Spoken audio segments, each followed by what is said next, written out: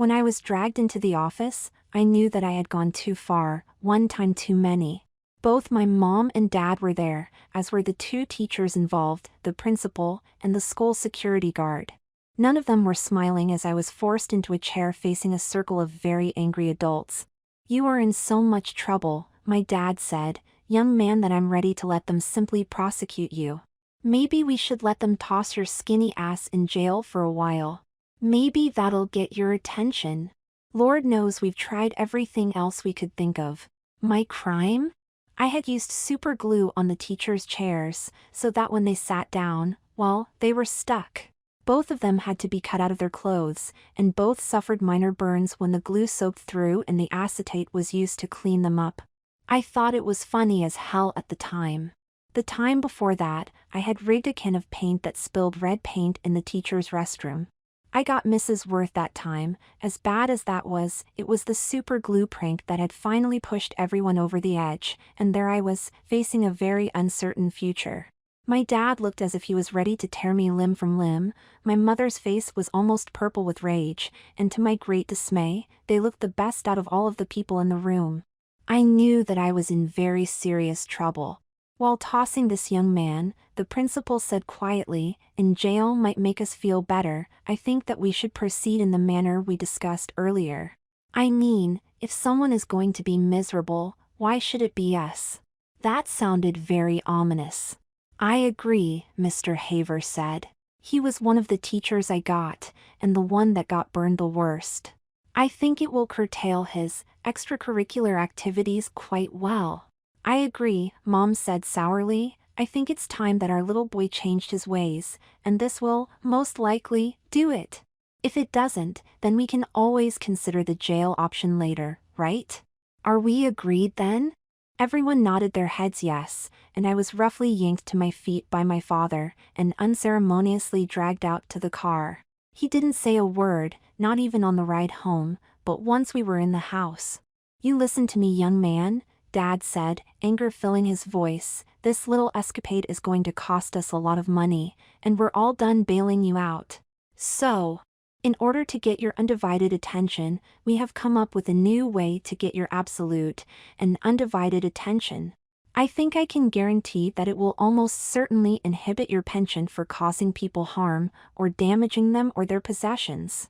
Now I know," he said softly as he got right in my face, "that you won't like it one bit, but I can promise that if you resist, even the slightest bit, it will get worse, much worse than you can possibly imagine.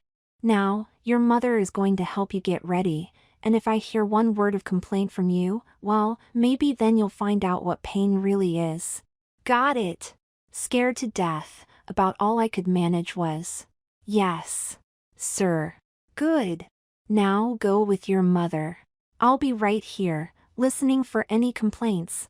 Following her into my bedroom. "Get undressed," she told me firmly and without the slightest bit of emotion. When I was down to my briefs. Those two. "I want you naked." Embarrassing as that was, as soon as I was naked, she yanked me by the arm into the bathroom, told me to stand still, and began to cover me from neck to toe in a pink cream, which started to burn after a few minutes. When I started to ask about it, she held her finger to her lips, meaning for me to stay silent. 30 minutes later she hosed it off, and I was surprised to see that any hair I had on my body had disappeared. Then she washed my hair with her shampoo, not mine, and finally told me to dry off and come to her room, still naked. At age 13, almost 14, I wasn't anxious to walk around the house naked, but I really didn't have any choice at all, and did what she told me. The minute I walked in the bedroom I saw it, and suddenly knew that it was for me, and my parents were going to make me wear it. "Mom. One more sound out of you, and I promise, it will get much worse than you can possibly imagine. Do we understand each other?" I nodded my head yes rather than risk whatever might be worse than what I already saw.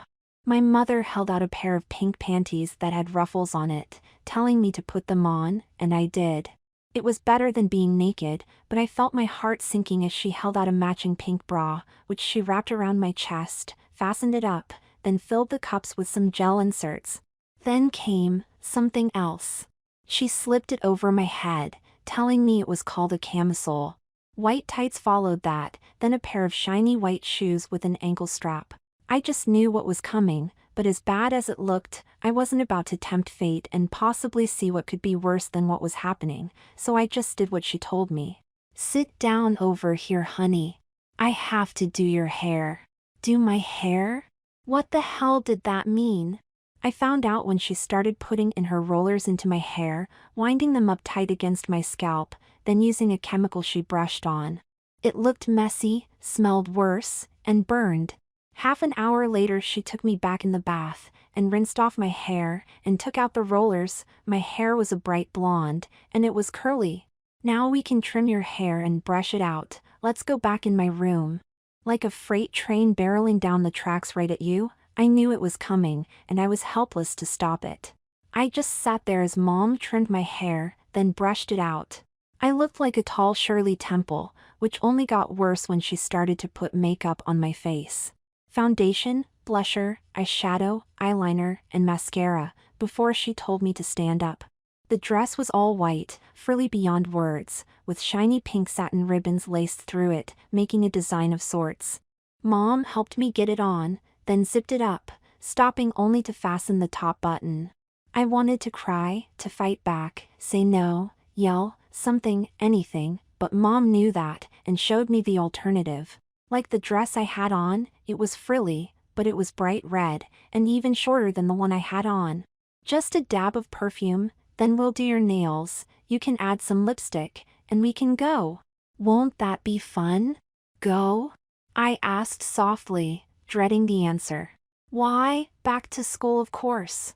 You aren't going to miss a whole day, not after this. I was completely beaten, and sullenly sat there while she did my nails. I added the lipstick as directed, then I was made to stand in the family room, having to stand there while my father looked me over. Do you have any idea just how silly you look? I think you do, but you'll just have to live with it, because you'll be wearing dresses from now until I think you have learned your lesson. We will not tolerate any more of these pranks of yours, and maybe this will keep you from getting into so much trouble. School? I asked softly, suddenly very afraid.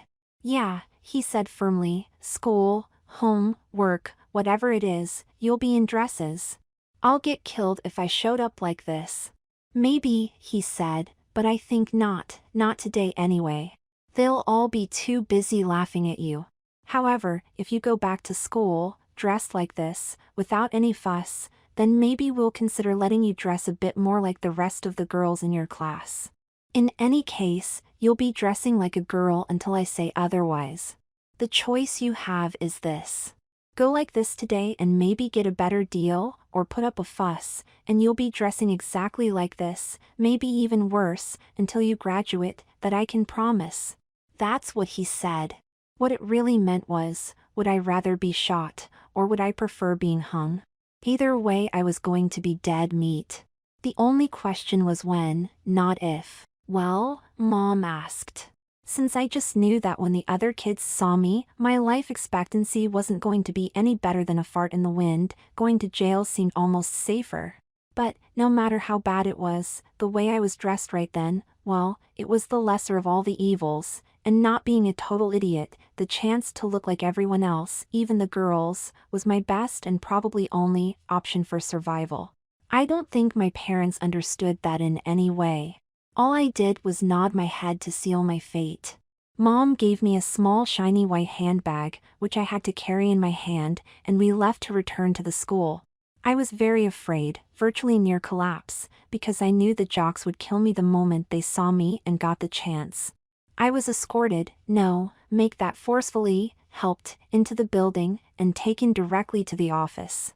Thankfully, and to my great relief, everyone was in class. Once the principal had seen me, then regained his composure, he called the same teachers back into this office.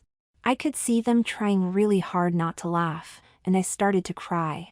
That's enough of that, Mom said, you'll ruin your makeup. I did my best, but couldn't stop the flow of tears, my shame so much greater than my fear of her, or my father. I just stood there like that, waiting for the chorus of snickers to break out into roaring laughter, then. As much as I appreciate the effort, our principal said, sounding somewhat in shock, yet with the hint of laughter in his voice. "I don't think I can let this child into the school, certainly not dressed like that. I can guarantee that she wouldn't even make it until school let out. The kids would crucify her." I think that our intention of getting her undivided attention, to correct the continuing streak of mischief she has continually engaged in, can be met in a less intrusive, and certainly, a much safer manner. In all good conscience, and for her own safety, I cannot, and will not, let her into the school dressed like that, under any conditions. It would simply be too dangerous. But, if she were to dress like the other girls, then maybe we can work something out. I can have her start as a new student, a transfer student perhaps. I almost collapsed in relief. A transfer student? What does that mean? Mom didn't get it at all. It means that I have a duty to consider her safety first, even before correcting any of her faults. In order to ensure that, and allow her to fit in better, I am going to suggest that she return as a transfer student, a girl of course, which will do several things at once. It'll protect her from the bullies, let her fit in with the other girls, and finally, and most obviously, restrain her exuberance towards pranks. I am also going to suggest that you homeschool her for a while, and let her learn how to be more feminine. Maybe a charm school perhaps? Then let her return at the start of the new semester. That's the usual time for transfers, and by doing that way, she won't raise any eyebrows. Both of my parents just sat there for a moment, then my dad said, "I suppose you're right, we considered his safety, but we certainly did not think the kids would harm him. We never even thought of that. However, if you say that's the case, and I have no reason not to believe you, then we'll do as you suggest. When he returns in the fall, he'll have had almost 5 months as a girl, and he'll be just as feminine as all the other girls, I can promise you that much." They let us leave by the private entrance so nobody could see me, and we went straight home. My relief, such as it was only momentary. Not having to attend school dressed like a 5-year-old was good. Learning how to be a girl wasn't, yet that reality became even clearer the minute we got home. Mom stripped me of those horrible clothes, but replaced them with a plain denim skirt and a pink top, with a bigger bra of course. That's when I had the smallest inkling of an idea run through my tiny brain. If they had planned to have me dress up like a child, why did she have that skirt, top, and bra on hand? My mother is a lot of things, but stupid isn't one of them, and when she saw the obvious question on my face, "You didn't really think that we were going to make you go to school dressed like that, did you? Do you really believe that we're so stupid that we couldn't figure out that you not only could, but probably would, be hurt badly? We wouldn't do that to you. But we did assume, correctly it seems, that we could get your attention this way, and we did, didn't we? No. We are going to let you dress normally, but trust me, it will be as a girl. Your days of causing havoc are over. And, I will stress, that if you cause even the slightest bit of trouble, we won't hesitate for a second, and you will be wearing that silly dress, and others just like it, every day, even at school. Now, can we rely on you to behave yourself?" I nodded my head yes. "Say it, honey. You can rely on me to behave. I just knew you would cooperate, once you knew all the facts. Now, let's talk about what we should call you." "Huh? You don't want to be wearing a dress, and having everyone call you Jason, do you?" "No way, Mom." "Well, that means that we have to find a nice girl's name for you, doesn't it?" "Yeah, I guess," I said sourly. "I was thinking something like Emily." I looked it up on the government's website, and it's the #1 name for girls born in the year you were. Or maybe you would like something like Brittany perhaps. Emily is okay, I guess. I was dejected because she actually had me picking out my own name. "Okay then. Emily it is. Now, we can discuss our goals." "Goals?" "We are going to homeschool you, just like your principal suggested, but you'll also be attending a school to help you become more ladylike. They'll teach you how you walk and so on. We only have 5 months before the new school year starts, and I really hope that's enough time for you to adapt, because that's all the time we have. But before we do that, we need to get you fitted, so you'll fit in better with the rest of the girls. Better boobs to start with, those gel pads won't do for very long. And butt padding. Girls are rounder, fuller in the hips and bottoms, so we'll see about that too. Then we can start increasing your wardrobe so you'll have a variety of things to wear. There wasn't anything I could say, or even do, to dissuade my mother, and certainly not my dad, from turning me into a girl. At that moment, I really regretted those pranks I pulled. At the time I thought they were just funny as hell. Now, as I looked back on them, I realized the biggest prank of all was on me. When I realized that I would be attending school as a girl, I figured my parents would fix me up, boobs, maybe some really good ones, and possibly some hip padding, but what I got was much worse than I could have imagined. My parents had obviously planned the whole thing, from that farce in the principal's office, to the point when I was thoroughly beaten down to the point of capitulation. I realized that when Mom simply gave me a small shoulder bag and told me to join her in the car. The doctor's parking lot was empty, and when we walked in, she greeted us herself. With a quick hello, Mom and I went into an examining room, and I was told to take off my clothes and lay back on the table. The doctor had delivered me when I was born, and had given me every physical since then, but I was shy about undressing in front of her, until Mom gave me the eye.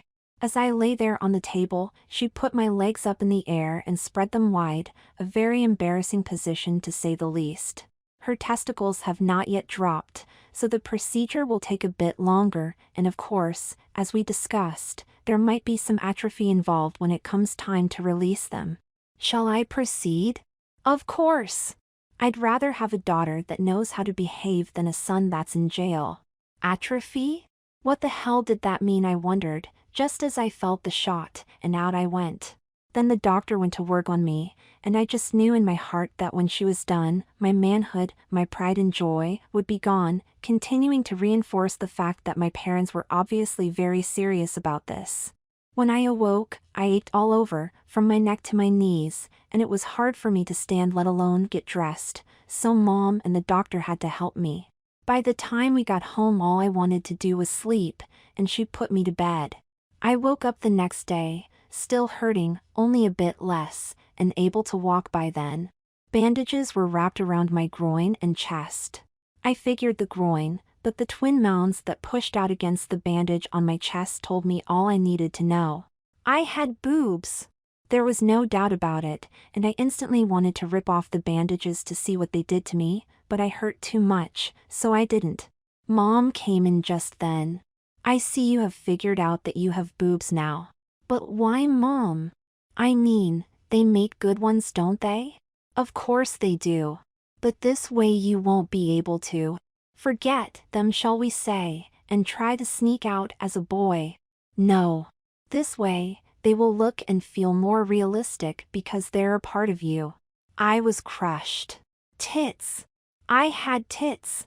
They aren't going to be that big, just big enough so that you'll know you have them, but once they start growing, the doctor will remove the small bag, and you'll have no need to enhance them. Grow? My own? What does that mean? Since you have not yet started male puberty, she gave you a shot that will inhibit the growth of your beard, for example, and it will allow you to enter the same type of puberty that a girl would, which means that you'll develop much like they will, with a rounder shape, smooth skin, no beard, that sort of thing. In the doctor's office, I almost shouted, "You said you would rather have a girl. You're doing this because you hate me." No, dear, we don't hate you. What I said was, I would rather have a well-behaved daughter than a son in jail. Did you know that the school was on the verge of having you arrested for this last prank? Because it was so malicious? It was only because we stepped in with this idea that you're not in jail. You would have grown up with a criminal record. Do you have any idea what that means? You couldn't get a security clearance, work with money, vote, any number of other things. So, regardless of what you may have thought, or even think now, we're doing you a huge favor. Favor? She was crazy. I think we can remove the bandages, so let's see what the doctor's work looks like. Mom carefully removed the bandage on my chest, and then I saw them.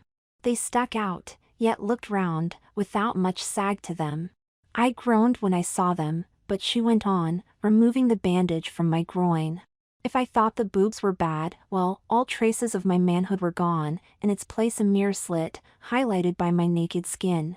A very small suture line under each nipple was the only sign that I had help in getting boobs, but Mom assured me that they would fall out in a few days, leaving a virtually invisible scar. She left me to get dressed on my own, telling me not to forget the bra. A bra! There is no terror like being stuck within events that which we have no control over. I just stood there staring into the mirror, the image of a young girl standing there making me feel sick.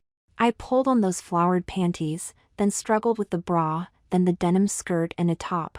There was no way that I was going to wear makeup, so I put on my shoes and brushed out my hair before I stepped out of my room. It wasn't easy, but I couldn't stay in my room forever.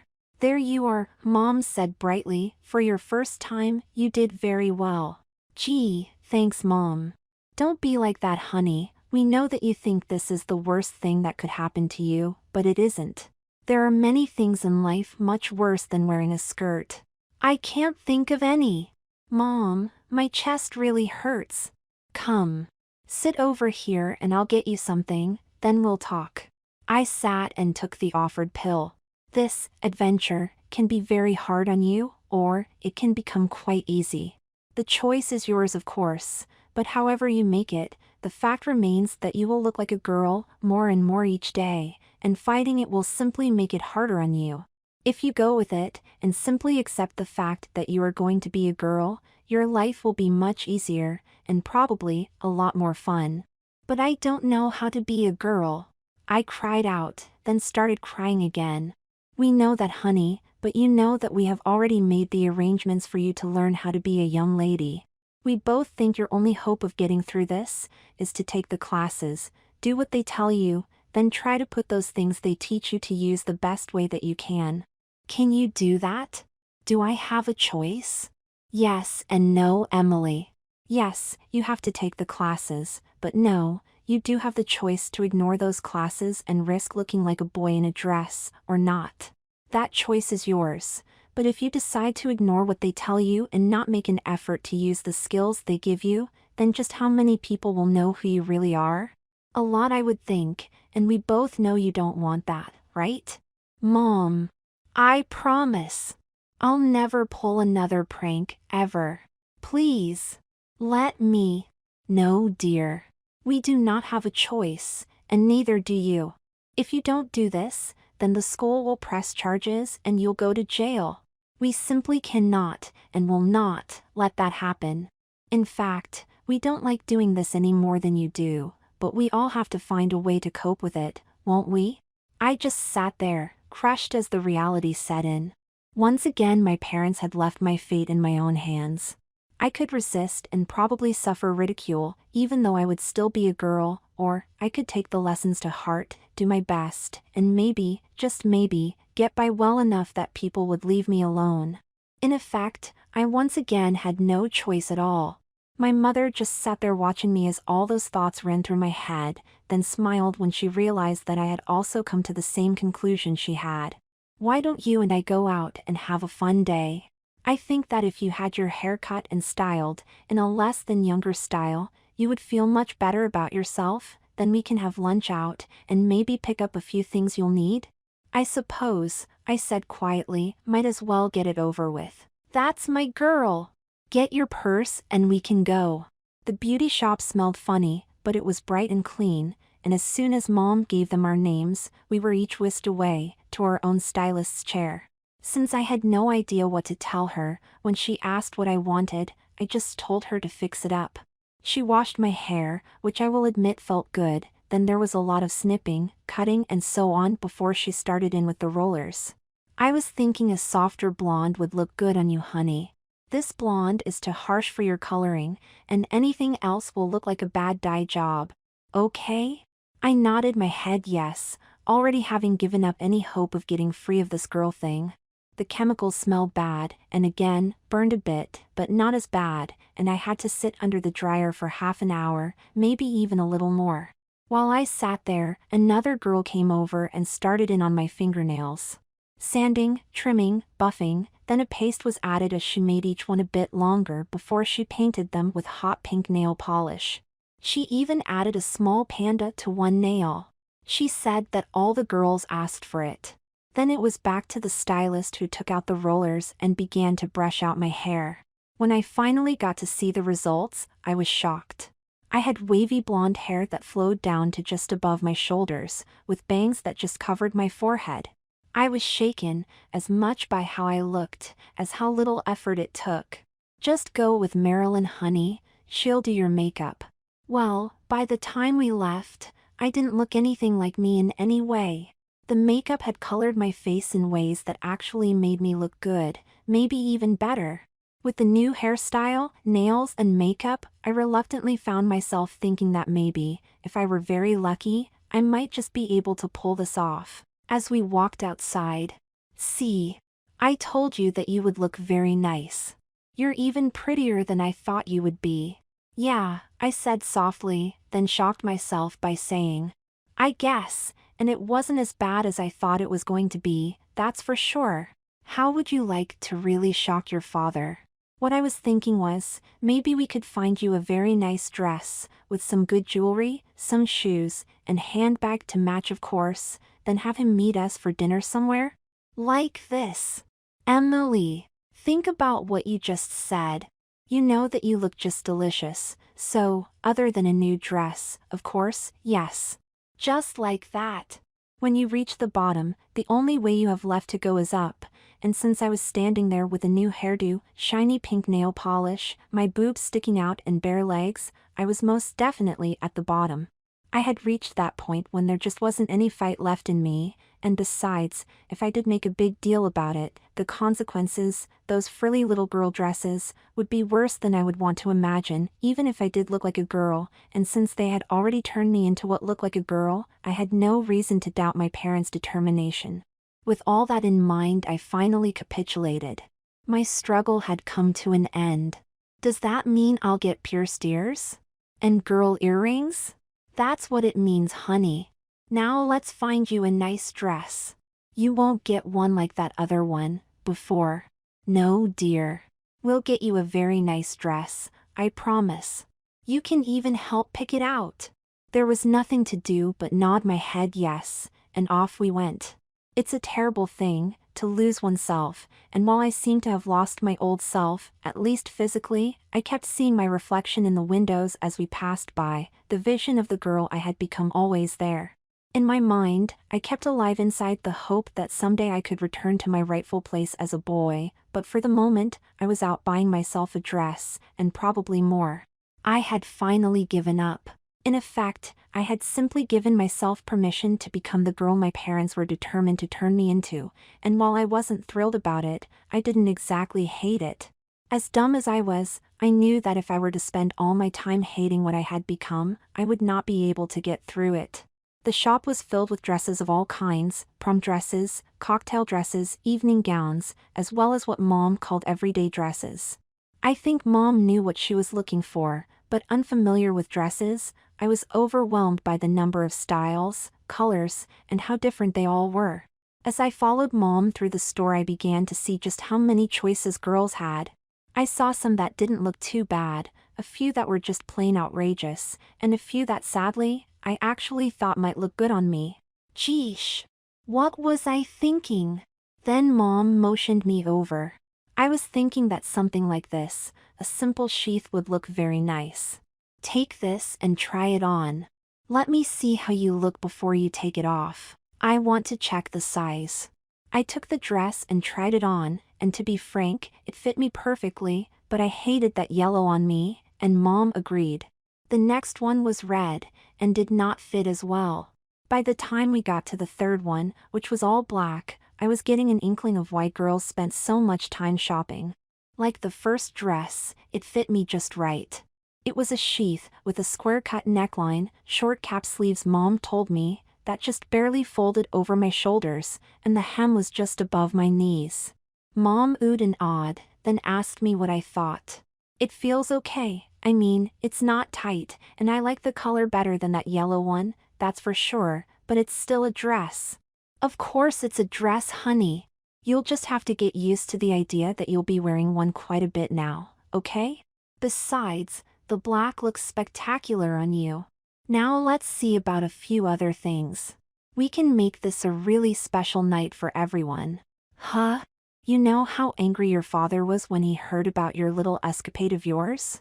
He was almost to the point of making you wear that silly dress anyway, no matter what anyone said, but I was the one that managed to talk him out of that, for your own safety.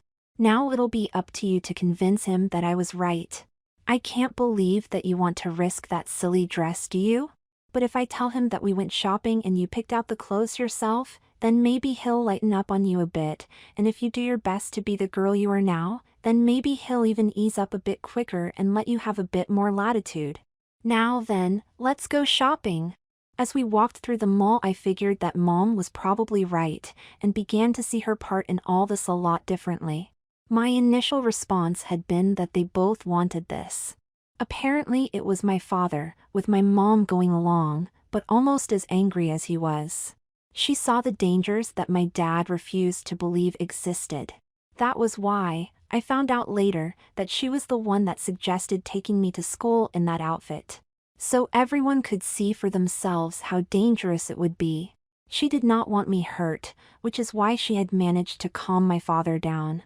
It was also a way for her to convince him that by making sure that I had boobs and a snatch, I could fit in better, and not be found on the side of the road in ruffled panties, a silly dress, and blood-covered contusions all over my body. By gently guiding me into that realization, she had also managed to find a way for me to accept myself, at least a little, and maybe calm my father down at the same time. My capitulation to the obvious was slowly beginning to turn into grudging acceptance. In a lingerie store, Mom and I bought several pairs of what I thought were very thin panties, in red, black, and white, then bras, which I was fitted for, in taupe, white, and black, plus a gel-filled padded panty brief in taupe. Then it was on to get nightgowns, several skirts which I picked out myself, some blouses and tops, shoes, a coat, and then I had my ears pierced. We also bought 12 pairs of earrings, some necklaces, and a few bracelets. My mother let me pick out most things, helping when I didn't have a clue.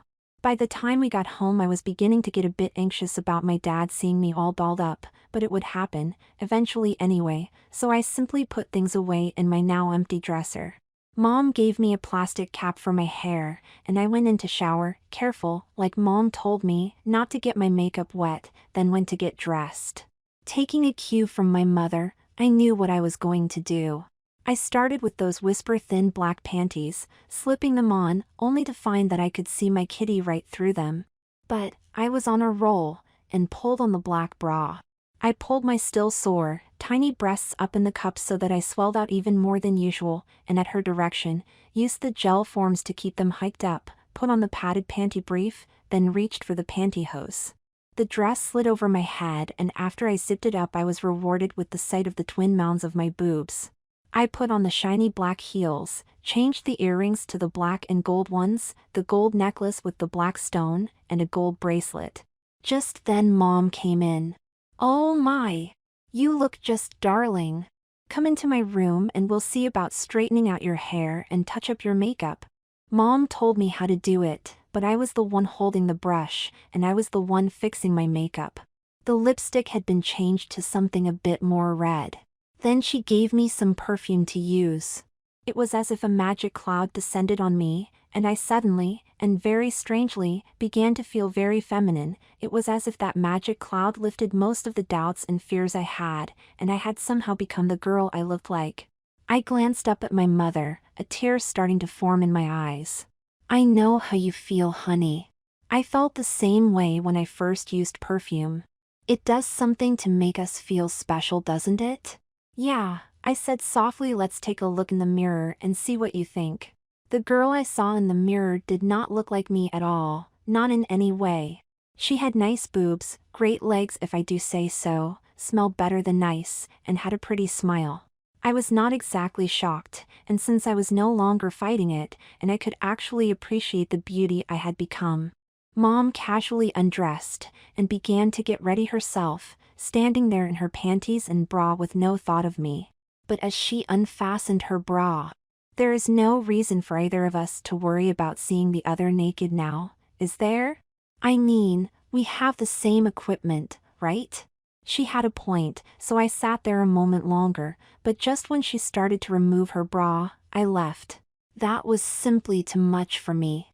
I waited in the living room, but did indulge myself by looking in the mirror at my reflection a few times, trying one last time to reconcile what I had been versus what I was right then. My father was suitably impressed, even awed a bit I think, especially when he got a gander at my boobs. I know for sure that he wanted to ask some questions, but he did not, and we had a nice dinner. Taking a cue from Mom, I walked the way she did, and used my arms the way she did, all in an effort to convince my father that I had accepted my fate, which I guess I had. I still wanted to be a boy, but I couldn't, so why not at least try to be the girl I looked like? 2 days later I was enrolled in a charm school. As much as I thought wearing a skirt might be bad, I was forced to wear a leotard and tights for all of the exercises they put me through, and nothing reveals more than a leotard, except for a bikini. How I walked, sat in a chair, picked up a book, waved my hand, and more, all became part of the rigorous schedule I was assigned to. Every night all I wanted to do was take a long hot bath and flop into bed. But slowly, day after day, without me being even conscious of it, the lessons began to take hold, and not only my mannerisms, but how I spoke all began to change. Learning how to dress as a girl sounded easy, just cover your body right? Well, no.